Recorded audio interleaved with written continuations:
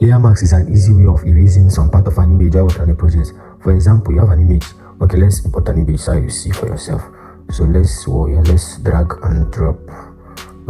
So we'll resize it a bit so I can see what I'm showing you. So we're going to work on this image. Let's assume this is an image you're working on for a project, and you don't want to use every bit of this image. You just want to use this flower. So you don't want to use this lamp holder.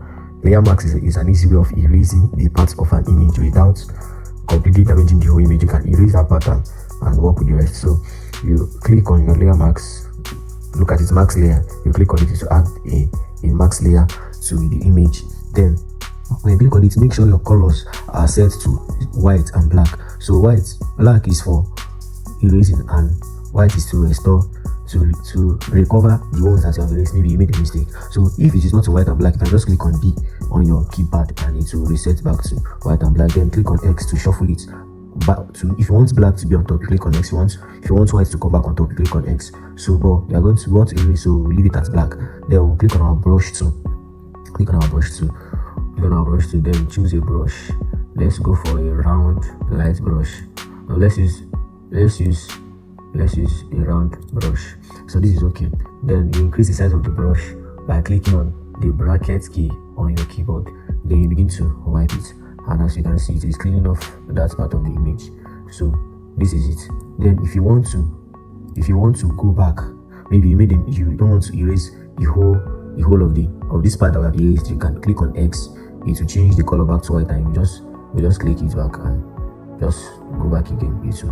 And it will give you back what you want. So black is for erasing, while white is to restore it. Then if you have erased and you don't want to, just either click on Ctrl Z or you just delete the layer mask and you have your image how it was before.